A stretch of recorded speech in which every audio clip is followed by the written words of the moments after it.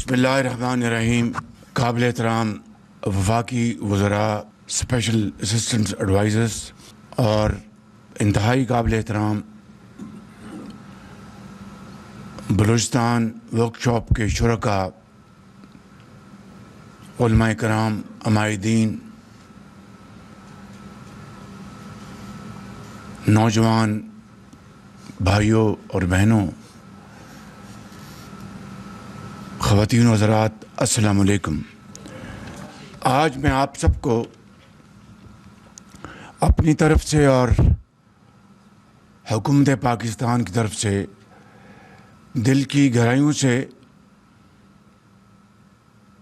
آپ کو خوش آمدید کہتا ہوں. ویسے تو آپ میں سے بعض معززین سے میری ملاقات رہتی ہے، لیکن اس اجتماع میں مجھے حاضر ہو کر بہت خوشی ہو رہی ہے. اس میں کوئی دو رائے نہیں کہ بلوچستان پاکستان کا وہ علاقہ ہے جو نہ صرف ایسی بلوچ اور پشتون اقوام پر مشتمل ہے جن کی تاریخ دلیری، جن کی تاریخ مہمانوں کا احترام اور رواداری یہ بلوچستان کے قبائل کی عظیم ویلیوز ہیں، جس کو تاریخ نے اپنے اوراق میں بہت شاندار الفاظ میں سمیٹا ہے. اور جب عزت اور وقار کا معاملہ آ جائے تو پھر غیرت پکار پکار کر یہ کہتی ہے کہ ہر قیمت پر عزت اور وقار کے اوپر سودا نہیں کرنا. تو میرے بزرگوں، بھائی اور بہنوں، یہ وہ بیک گراؤنڈ ہے جس کے حوالے سے میں پھر یہ اس بات کا ذکر کرنا چاہوں گا کہ مجھے انتہائی خوشی ہے کہ آج کے اس ورکشاپ میں یہاں پر موجود ہوں اور آپ سے براہ راست مخاطب ہوں. میں آج کوئی زیادہ بات نہیں کروں گا بلکہ آپ سے سننا چاہوں گا، اس لیے کہ اس ڈائلاگ کا مقصد اپنی بات، سرکاری بات نہیں کرنی بلکہ آپ کی اور عوام کی بات سننی ہے. میں نے ابھی چند دن پہلے بھی یہ بات تاریخی حوالے سے کی تھی کہ 1947 میں حضرت قائد اعظم کی عظیم قیادت میں جب پاکستان لاکھوں مسلمانوں کی قربانیوں سے مارز وجود میں آیا تھا تو بلوچستان میں جو انگریز راج کے تحت جو بلوچستان کے حصے تھے اور کوئٹہ میونسپلٹی نے مل کر اپنے دل کی آواز پر پاکستان کے ساتھ الحاق کا اعلان کیا تھا، اور اس میں آپ کے بزرگ شامل تھے، انتہائی قابل لائق احترام وہ قبائل کے عمائدین شامل تھے، جن میں چند نام اگر میں لوں، اگر باقی نہ لے سکوں تو معافی چاہوں گا کیونکہ فہرست بہت طویل ہے. قاضی محمد عیسیٰ،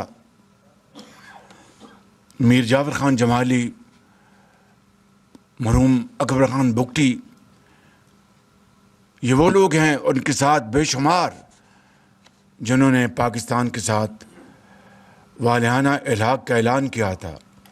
پھر اس کے بعد پرنسلی اسٹیٹس نے بھی سن 47 اور 48 میں کچھ وقفہ گزرنے کے بعد انہوں نے بھی الحاق کا اعلان کیا تھا.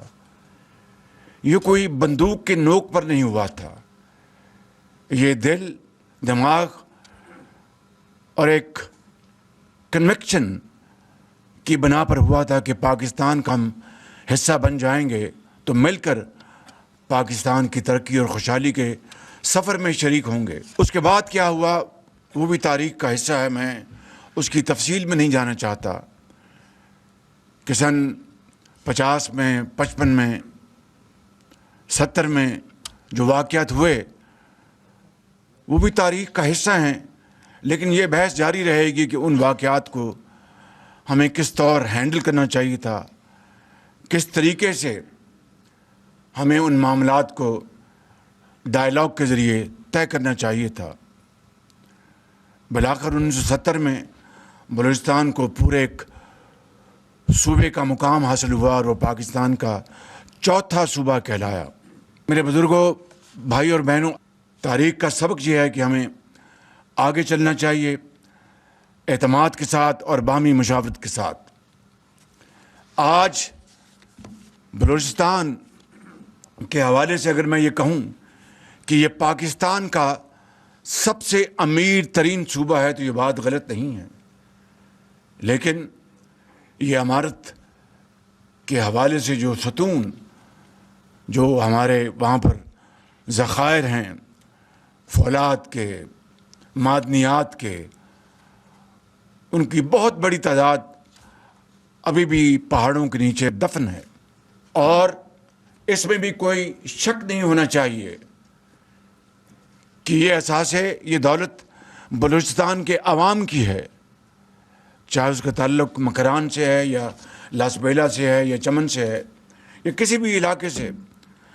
یہ سب سے پہلا حق اس کے اوپر بلوچستان کے عوام کا ہے، لیکن سوال یہ پیدا ہوتا ہے کہ یہ دولت کاغذوں میں ہمیشہ دولت کہلائے گی اگر اس دولت کو صحیح طور پر اس سے فائدہ حاصل نہ کیا جائے، اور فائدہ حاصل کرنے کے لیے ان پہاڑوں کو، ان سمندروں کو، ان کی تہہ میں جانا ہوگا، اس کے لیے سرمایہ چاہیے، اس کے لیے ایکسپرٹیز چاہیے، اس کے لیے وسائل چاہیے، اور وہ وسائل، ایکسپرٹیز، وہ کولیبریشن وہ بلوچستان اور وفاق نے مل کے کرنی ہے، تبھی جا کر وہ دولت باہر آئے گی اور بلوچستان کے عوام کے لیے پہلے نمبر پر اور پاکستان کے عوام کے لیے بعد میں اس کا فائدہ حاصل ہوگا۔ تو میں سمجھتا ہوں کہ یہ ہے وہ بنیادی بات جو ہمیں اپنے ذہن میں اچھی طرح ذہن نشین کر لینی چاہیے۔ اس کے بعد آگے چلیں تو یہ کہنا کہ بلوچستان کے مسائل نہیں ہیں، بالکل مسائل ہیں اور آپ کے جائز مسائل ہیں۔ سب سے بڑی بات یہ ہے کہ آپ جغرافیائی لحاظ سے سب سے بڑا صوبہ ہے، ہزاروں کلومیٹر کی مسافت ہے۔ ظاہر ہے کہ ایک علاقے سے اگر دوسرے علاقے سے لوگوں نے آنا جانا ہے، تعلیم حاصل کرنی ہے، ہسپتال بننے ہیں، سڑکیں بننی ہیں، تو اس کے لیے وسائل چاہیے۔ تو یہ ایک یقیناً اس حوالے سے ایک جینوئن چیلنج ہے، مگر اسی طرح کے مسائل کسی اور معنوں میں، کسی اور کانٹیکسٹ میں دوسرے صوبوں کے ہو سکتے ہیں اور ہیں۔ تو مسائل کو حل کرنے کا طریقہ کیا ہے؟ باہمی مشاورت اور جو وسائل موجود ہیں ان کی منصفانہ بنیاد پر ان کی تقسیم، تاکہ سبھی صوبے اس سے مستفید ہوں۔ لیکن مسائل کی آڑ میں اگر بندوق اٹھا لی جائے تو وہ کوئی محب وطن پاکستانی نہیں کر سکتا، سوال پیدا نہیں ہوتا۔ نہ کہ بندوق کی نوک پر شناختی کارڈ نکال کر اس کے حوالے سے لوگوں کو بے دردی سے شہید کرے کہ اس کا تعلق اس علاقے سے ہے، فلاں کا تعلق اس علاقے سے ہے۔ جس علاقے سے بھی ہو، وہ مزدور وہ کیا کر رہا تھا وہاں پر؟ وہ بلوچستان کی خوشحالی اور ترقی کے لیے اپنا خون پسینہ بہا رہا تھا، تاکہ اگر پہاڑوں میں وہ کام کر رہا ہے، کانوں میں کام کر رہا ہے، تو کوئلہ باہر آئے، دوسرے جو معدنیات وہ باہر آئیں، ان کو مشینوں میں لے کے جایا جائے، اس میں ان کو وہاں پر پروسیس کیا جائے، اور پھر اس کا فائدہ بلوچستان کے عوام کو۔ اور میں یہ بات بار بار کر رہا ہوں کہ اگر مسائل ہیں، اگر چیلنجز ہیں، تو ان کو تو باہمی گفت و شنید سے اس کو حل کرنا چاہیے۔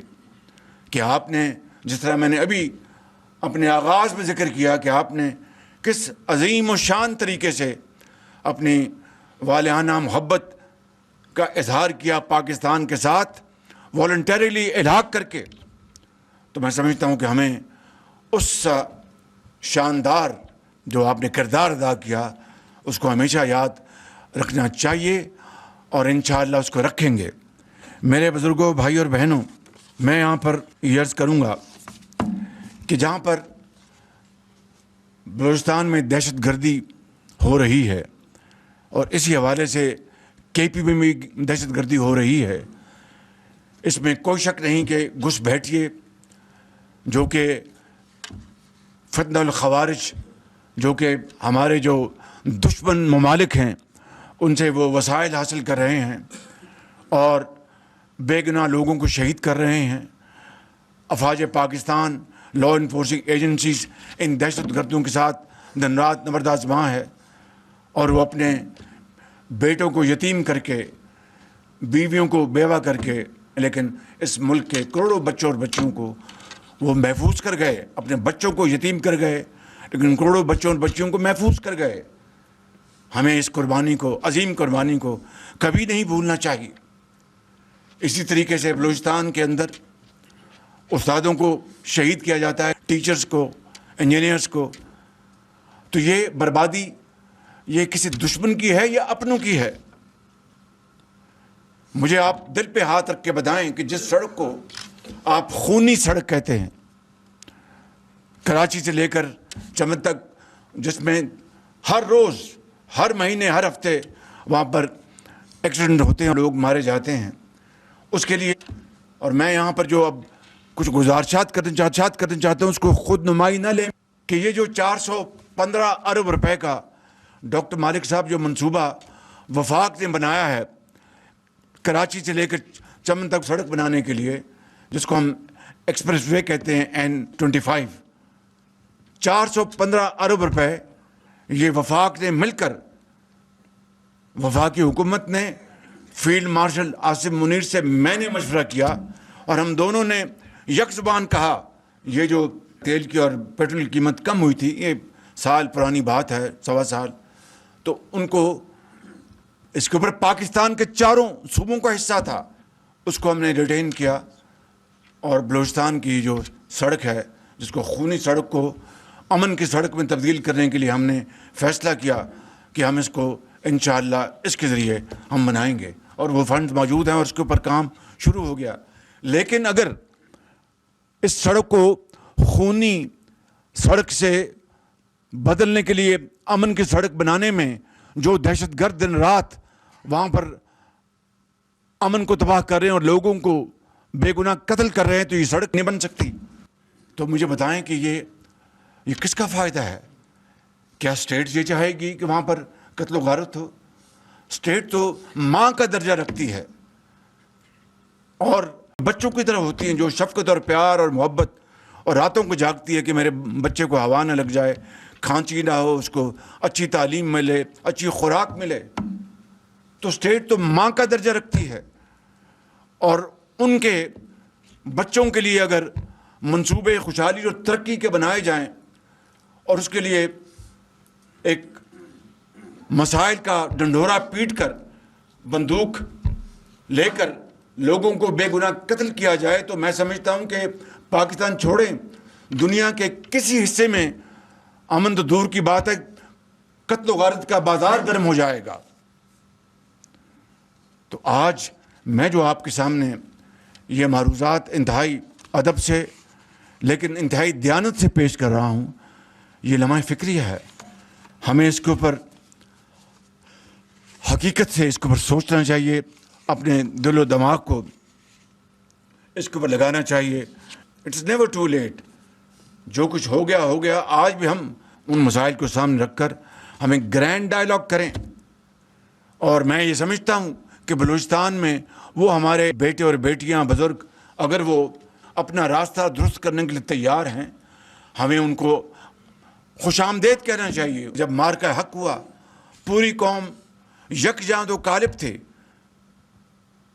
مہران کی وادیوں سے لے کر مکران کے ساحلوں تک، اور پنجاب کے میدانوں اور کے پی کے برف پوش پہاڑوں تک، پوری قوم ایک تھی۔ تو وہ کیا تھا؟ وہ ایک جذبہ تھا۔ میں سمجھتا ہوں کہ آج بھی ہم بیٹھ جائیں اور ایک فرینک ڈائلاگ کریں، مہذب طریقے سے، سخت سے سخت جو مسئلہ اس کو لے کے آئیں مہذب طریقے سے، تو میرا ایمان ہے کہ اللہ تعالیٰ دلوں کو نرم کرے گا اور انشاءاللہ اللہ تعالیٰ اس میں آسانیاں پیدا کرے گا۔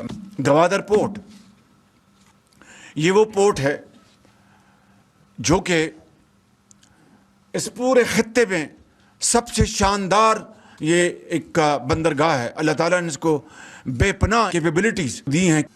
اس کا جو ڈرافٹ ہے وہ اتنا گہرا ہے کہ 1,00,000 ٹن کا جہاز یہاں پر آ سکتا ہے۔ پھر اس کے بعد آپ جانتے ہیں کہ وہ ایئرپورٹ جو ساتھ بنا ہے، پریزیڈنٹ شی جن پنگ نے تحفتاً دیا۔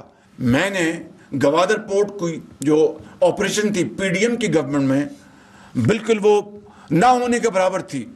میں نے اس وقت آرڈرز دیے کہ کم از کم سرکاری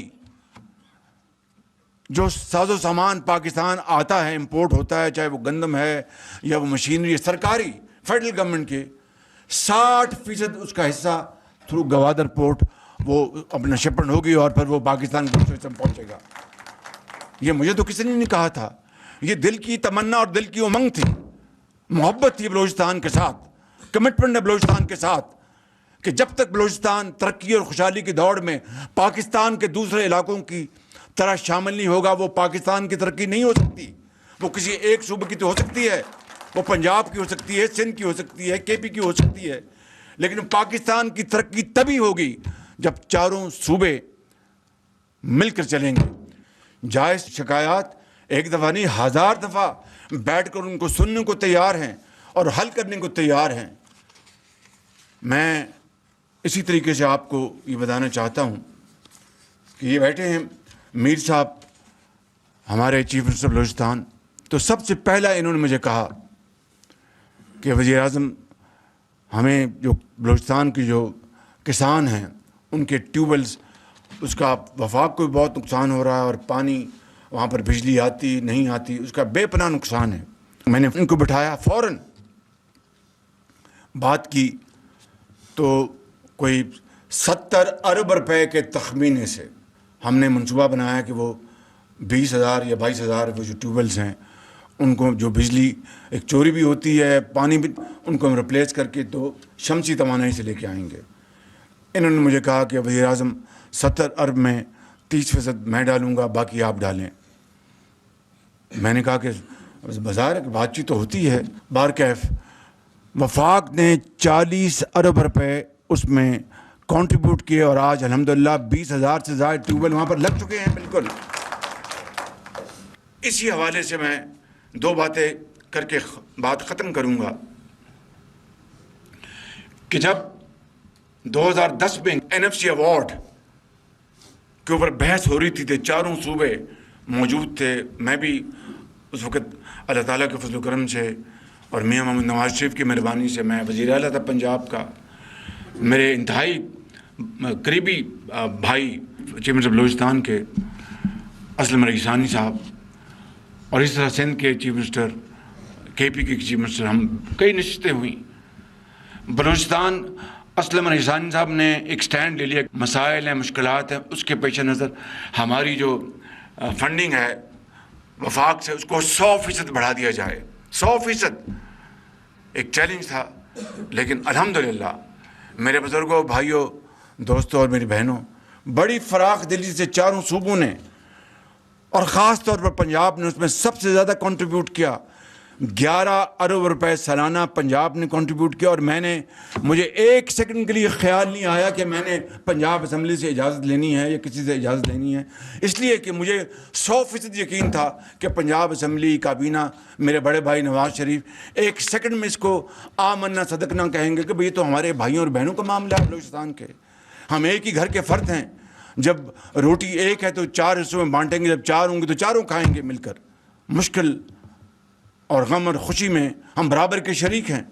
تو ہم نے جناب اس کو سائن کیا۔ میں نے پنجاب اسمبلی میں جب میں کیس لے کے آیا تو یہاں پر کچھ میرے ساتھی موجودہ گواہ ہیں، پنجاب اسمبلی نے پرزور تالیاں بجائیں۔ یہ ہے وہ بھائی چارہ، یہ ہے وہ دل کے رشتے، ایک قرآن، ایک خدا اور ایک رسول، جس رشتے میں ہمیں جوڑنے کا حکم دیتے ہیں، اس کا وقت آ پہنچا ہے۔ اور آخری بات میرے بزرگوں، بھائیوں اور بہنوں، میں یہ کہنا چاہتا ہوں کہ بطور وزیر اعلیٰ پنجاب اور آج بھی اور جب تک میرے پاس اللہ تعالیٰ کے فضل و کرم سے آپ کی دعاؤں سے جو بھی کوئی پبلک سروس کا جو بھی مجھے میرے پاس ذمہ داری ہوگی، میرا یہ ایمان ہے جو میں نے ابھی 5 منٹ پہلے بات کی کہ اگر چاروں بھائی ترقی کی دوڑ میں برابر کے شریک نہیں ہوں گے تو وہ ترقی اس خداداد ملک پاکستان کی نہیں ہے۔ تو اسی حوالے سے پنجاب میں چاہے وہ لیپ ٹاپس ہوتی تھیں، چاہے وہ پنجاب ایجوکیشن انڈاؤمنٹ فنڈ کے وظائف ہوتے تھے اپنا ان بچوں کے لیے جو اعلیٰ تعلیم حاصل کرنے کے لیے بڑے اچھے نمبرز لیتے تھے، چاہے اس کے لیے داخلہ ہوتا تھا دانش اسکولوں میں، چاہے باہر کے ٹرپس ہوتے تھے، اور جو بھی اس حوالے سے پنجاب حکومت جو اپنی اسکیمیں جاری کرتی تھیں، چاروں صوبوں کو ہم اس کا ٹوکن رکھتے تھے، لیکن اس ٹوکن اپنا پارٹیسپیشن میں بلوچستان کا شیئر 10% ہمیشہ زیادہ ہوتا تھا۔ اور آج بھی وفاق میں آپ کو یہ بتا رہا ہوں کہ ان تمام اسکیموں میں بلوچستان جو ہے پاپولیشن کے لحاظ سے بلوچستان کا ہم نے شیئر 10% زیادہ رکھا ہے۔ کیوں؟ اس لیے کوئی یہ اپنا مصنوعی کام نہیں ہے، یہ دل کے رشتے ہوتے ہیں، یہ دل سے آواز اٹھتی ہے، یہ اللہ تعالیٰ اس کی اپنا ہدایت دیتا ہے اور اس کی مدد کرتا ہے۔ میں ان الفاظ کے ساتھ آپ سب کا شکریہ ادا کرتے ہوئے اس شعر کے اوپر، اور یہ اقبال کا شعر اس محفل میں انتہائی موضوع ہے۔ فرد قائم ربط ملت سے ہے تنہا کچھ نہیں، فرد قائم ربط ملت سے ہے تنہا کچھ نہیں، موج ہے دریا میں بیرون دریا کچھ نہیں۔ یہ وہ رشتہ ہے جو کہ پاکستان کو عظیم بنائے گا، اور جب تک ہم امانت، دیانت اور محنت کو اپنا شعار نہیں بنائیں گے ہم کبھی ترقی نہیں کر سکتے، چاہے کتنے بھی وسائل ہم لے آئیں، جمع کر لیں، محنت کو کوئی نعم البدل نہیں ہے۔ تو میں بات ختم کرتا ہوں اس شعر پر کہ جب اپنا قافلہ عزم و یقین سے نکلے گا، میرے بلوچ بزرگوں، بھائیوں اور بہنوں اور نوجوانوں، جب اپنا قافلہ عزم و یقین سے نکلے گا، جہاں سے چاہیں گے رستہ وہیں سے نکلے گا، وطن کی مٹی مجھے ایڑیاں رگڑنے دے، مجھے یقین ہے چشمہ یہیں سے نکلے گا۔ پاکستان پائندہ باد۔ پلیز اپنا کوشچن کو بہت بریف اور فوکس رکھیں تاکہ میکسیمم کوشچنز کو وی کین انٹرٹین۔ جناب وزیر صاحب، آپ 415 ارب آپ نے کہا کہتے اس کے لیے رکھے ہیں چمن کراچی شاہراہ کے لیے، اس دفعہ اس کے لیے ایلوکیشن جو رکھی ہے وہ 100 ارب ہے۔ میرا آسان اختلاف سرفراز مفتی صاحب سے، لیکن جو 200 ارب کا بجٹ انہوں نے ڈیولپمنٹ کا بنایا ہے، صرف 200 ارب کا 205 ارب روپے کا، جب انہوں نے ہمارے سامنے بجٹ رکھ لی ہم حیران تھے کہ پھٹے کپڑے کی طرف سے ادھر سے کھینچتے تو دوسرے جگہ سے نظر آتے تھے، دوسرے جگہ سے کھینچ کے تیسرے جگہ سے نظر آتے تھے۔ آپ کا بہت شکریہ۔ اس معاملے میں چند باتیں آپ کی خدمت میں عرض کروں گا۔ پہلی بات تو یہ ہے کہ وہ بالکل ٹھیک کہا کہ میں نے اس وقت یہ کہا تھا جب اس کا وہاں پہ یہ خونی سڑک کو ختم کر کے امن کی سڑک بنانے کے لیے جو سنگ بنیاد رکھا تھا، مجھے وہ دن آج بھی اچھی طرح یاد ہے، اس لیے کہ مجھے بہت خوشی تھی، اور میں نے یہ کہا کہ ہم اس کو اگلے، آپ ٹھیک کہہ رہے ہیں کہ 1.5-2 سال میں مکمل کریں گے، مگر ایک تو ہماری حکومت کی مدت نہیں تھی، نمبر 1، نمبر 2 میں نے جو بات کی تھی وہ صدق دل سے کی تھی۔ اپنی حکومت کی مدت اسی اسٹرگل میں ہم نے گزار دی کہ پاکستان خدا نخواستہ ڈیفالٹ نہ کر جائے، اور ڈیفالٹ کے جو بیج بوئے گئے تھے میں اس کی تفصیل میں نہیں جا رہا، وہ ایک سیاسی بحث شروع ہو جائے گی۔ اب میں نے جب دوبارہ اس کا کیا اعلان اور فنڈز 100 ارب مہیا کر دیے، 100 ارب روپے مہیا کر دیے گئے ہیں، میری بات سن لیں، فنڈز اس سے بھی زیادہ موجود ہیں۔ اگر فنڈز استعمال ہو جائیں 6 مہینے میں آپ کو یہاں پر اللہ تعالیٰ کے فضل و کرم سے کمٹمنٹ دیتا ہوں کہ 100 ارب ہم اس مد میں اور جاری کر دیں گے انشاءاللہ۔ مگر یہ سوال ہے کہ فنڈز مہیا کیے جا چکے 100 ارب اور بھی انشاءاللہ ترمیم کر دیں گے.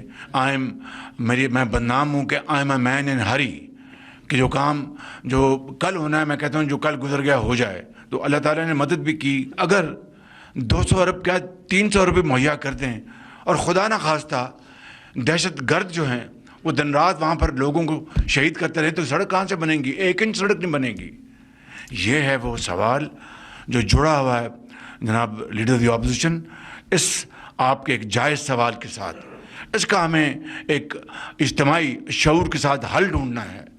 ایک بات تو میرے فنگر ٹپس پہ ہے کہ بلوچستان کے 9 اضلاع میں دانش اسکول اس وقت ان کی تعمیر شروع ہو چکی ہے, تعمیر ہو رہی ہے. بالکل اربوں روپے کے یہ منصوبے ہیں دانش اسکول.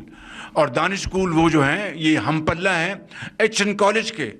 آپ کے کئی بزرگ جو ہیں وہ ایچ این کالج سے پڑھے ہیں, پر مجھے ذاتی طور پر علم ہے. ایچ این کالج میں تو تمنداروں, وزیر اعظم, گورنرز اور ججز, جرنیلوں کے بیٹوں کے علاوہ تو وہاں کوئی داخل نہیں ہو سکتا.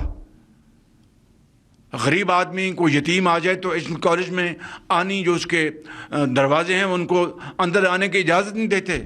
تو دانش اسکول کا آغاز میں نے پنجاب سے کیا تھا اس سوچ کے ساتھ کہ وہ یتیم بچہ, وہ یتیم بچی جو ایک خضدار کے علاقے میں یا سندھ کی میران کی وادیوں میں یا پنجاب کے میدانوں میں یا بلوچستان کے برف پوش پہاڑوں میں جو بستے ہیں, کیا ان کا حق نہیں کہ وہ تعلیم کے زیور سے وہ بھی آراستہ پیراستہ ہوں؟ کیا وہ ان کو حق نہیں کہ وہ بھی ایچ این کالج کے ہم پلہ نہیں تو کم سے کم ایک اچھی تعلیم کے حقدار ہوں؟ بالکل یہ وہ فلسفہ تھا جس کی بنیاد پر ہم نے یہ اسکول بنائے. اور آج اس کا جال پورے پاکستان میں, گلگت بلتستان, اے جے کے سندھ میں, کراچی میں ہم نے, اور ایک سندھ کے اندرون شہر ایک اندرون میں ایک دو بنائے. پنجاب میں ایک اسکول نہیں بنایا کہ ان کے پاس وسائل ہیں الحمدللہ. اور یہ وسائل ان علاقوں کے لیے ہیں جو دور دراز علاقے ہیں جہاں پر اتنے وسائل نہیں ہیں. تو یہ اربوں روپے کے منصوبے 9 دانش اسکول بلوچستان میں جو کہ 100% ایچ این کالج کے ہم پلہ ہیں, بورڈنگ اور لاجنگ کے حوالے سے اسمارٹ بورڈز ہیں, آئی ٹی لیبس ہیں, بہترین استاد ہیں, وہاں کے لوکل استاد میرٹ پر بھرتی کیے جا رہے ہیں. یہ مجھے تو کسی نے نہیں کہا تھا, لیکن میرا یہ فرض ہے, یہ کوئی احسان نہیں ہے کہ میں اس کے لیے جتنے بھی وسائل مہیا کر سکوں میں کروں. اس کے علاوہ جو کچی کینال کے لیے ہم نے فنڈز مہیا کیے ہیں, ذرا بتائیں گے آپ بلوچستان کے لیے جو ڈیولپمنٹ فنڈ میں کیا بتائیے ذرا.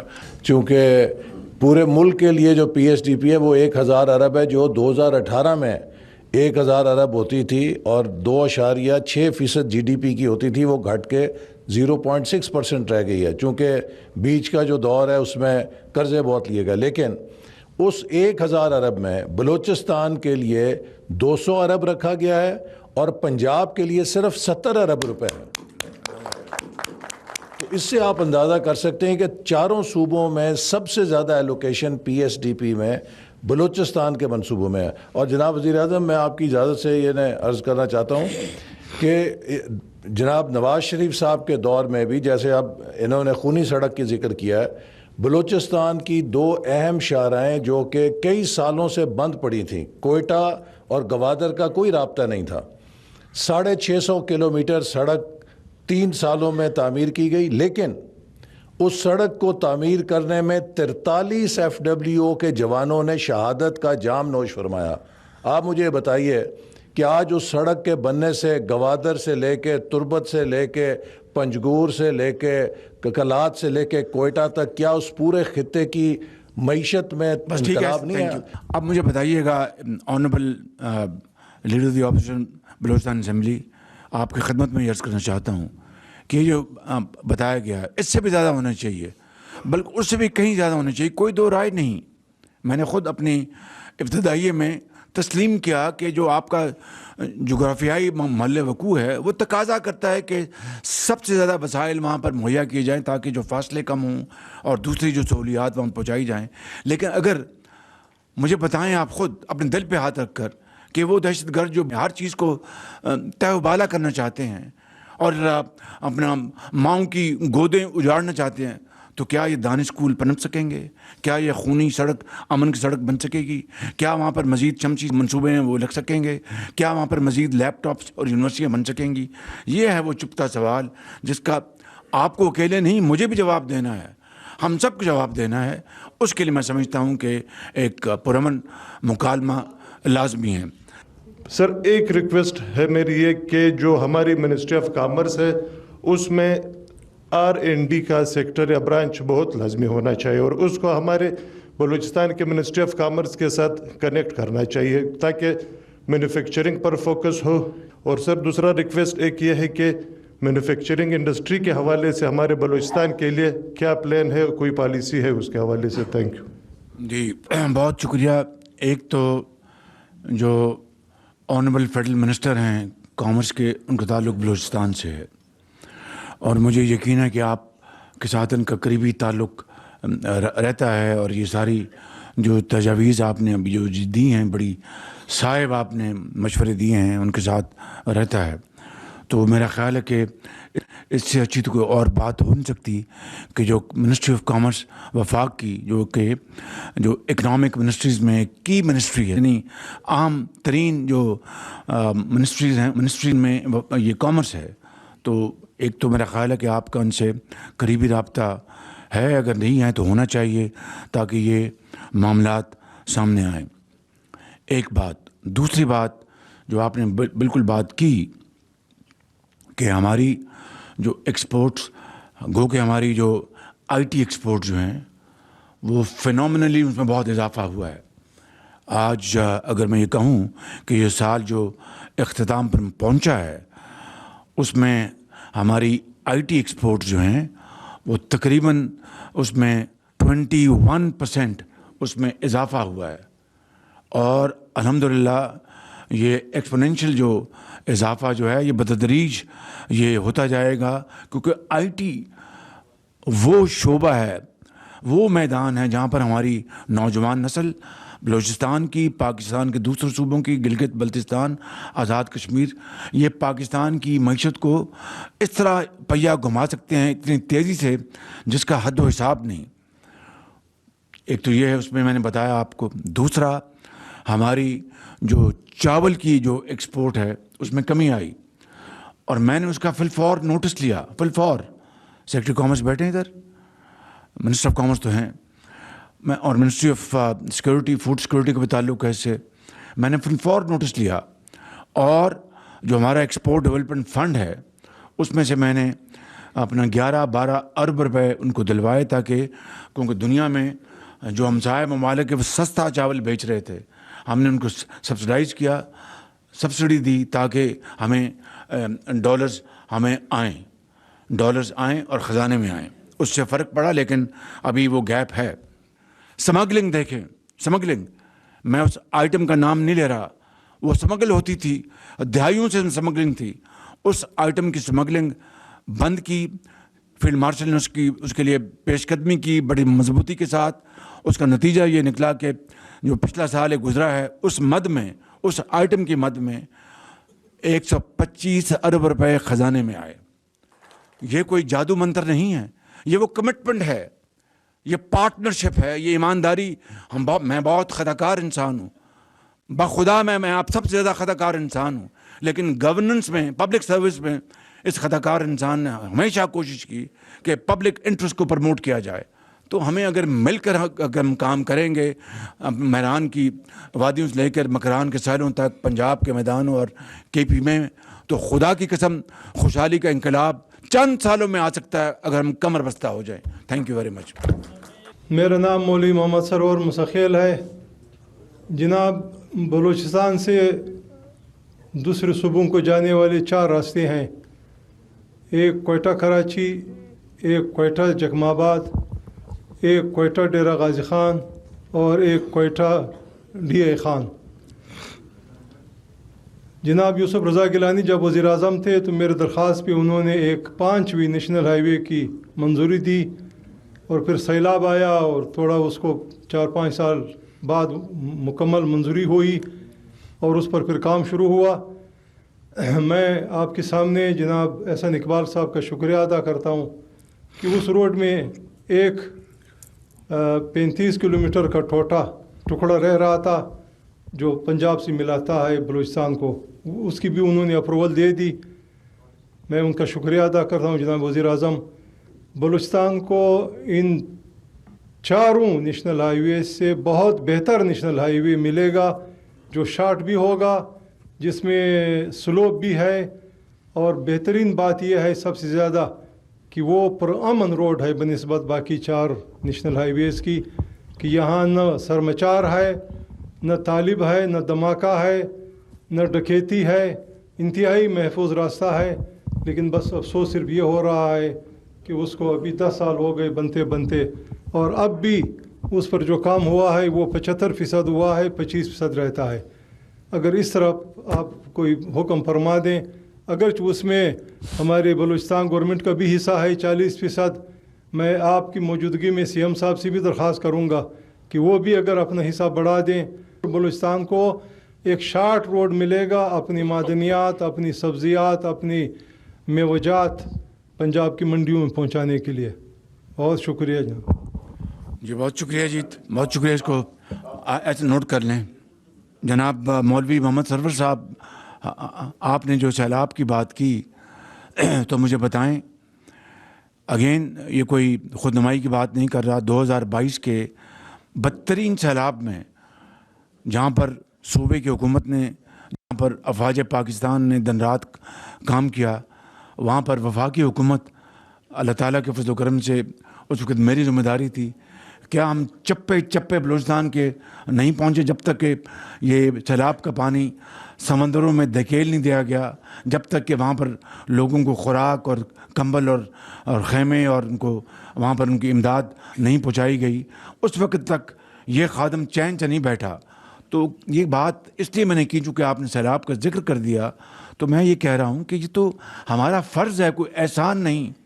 इसलिए जो भी आप मंसूबों की बात कर रहे हैं, तरक्की और खुशहाली की मंसूबों की, काश आप इस बात की भी, आप अजीम मुहिब वतन हैं, आपको एक कमिटमेंट देनी है कि फिर उन फंड्स की हिफाजत, तरक्की और खुशहाली के मंसूबे आपके बच्चों और हमारे बच्चों के लिए, उसकी ज़िम्मेदारी आपकी है। जी।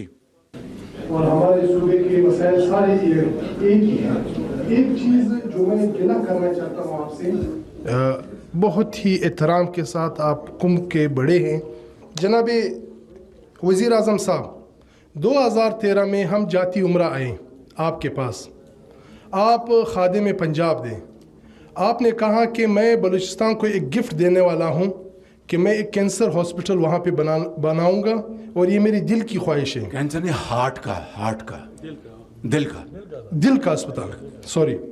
तो वो दिल का अस्पताल कहाँ तक पहुँचा है और उसका क्या पोजीशन है, वो थोड़ा सा आपसे गुजारिश करना चाहता हूँ कि इसके ऊपर रोशनी डालें। आखिरी सवाल जनाब वज़ीर आज़म साहब, सर्दियाँ हमारे यहाँ माइनस पे चली जाती हैं, उसमें गैस का जो मसला होता है, हमारे असम्बली में हर सर्दियों में करारदाद हम पेश करते हैं। मोहतरम चीफ मिनिस्टर साहब बैठे हुए हैं, हम हमेशा ये रोना धोना होता है, वहाँ पर माइनस में गैस नहीं होता। और यहाँ पे पंजाब में जब हम कराची जाते हैं, एमडी से मिलते हैं, तो पंजाब में यहाँ फैक्ट्रियाँ चल रही होती हैं जो गैस से चलती हैं। जनाब वज़ीर आज़म साहब, सर्दियों में आपसे गुजारिश ये है कि आज ही आप एक हुक्म जारी करें कि जहाँ बलूचिस्तान में इतनी सर्दी होती है, पंजाब की फैक्ट्रियाँ अगर 2 महीने के लिए बंद हो जाए तो वहाँ पे हमारी जो लाइफ है वो सेव होंगे, हमारे बच्चे, हमारे जो औरतें हैं वो आपको और आपके उसको काबिने को दुआ देंगे। Thank you. पहली बात तो यह है कि जो दिल के अस्पताल की आपने बात की, तो मेहरबानी करके आप दिल पर हाथ रख कर मेरा जवाब सुने। मैंने न सिर्फ ऐलान किया था, बल्कि ये बैठे हैं मीर सरफराज बुगटी और असलम रेगिस्तानी साहब, अल्लाह उनको ज़िंदगी दे, उनके बाद जो आए हुज़ूर आला, ये रिकॉर्ड की बात कर रहा हूँ, कोई कहानी नहीं है। हमने लेटर लिखा, फंड मुहैया कर दिए। वो मैंने तो नहीं बनाना था ना अस्पताल, मैंने तो फंड मुहैया करने थे, और बनाना तो बलूचिस्तान की हुकूमतों ने या हुकूमत ने या वहाँ की जो भी सेटअप है एडमिनिस्ट्रेशन ने کیونکہ ظاہر ہے کہ اپنا دوسرے کے صوبے میں ہم جا کر خود تو نہیں کر سکتے، اگر وہ ہمیں حکم دیتے تو ہم کر دیتے. تو فنڈز سالہ سال پڑے رہے، اور اس سے آگے میں کچھ نہیں کہنا چاہتا. بگٹی صاحب اس کا جواب دیں گے اس بات کا پرٹیکولرلی آپ؟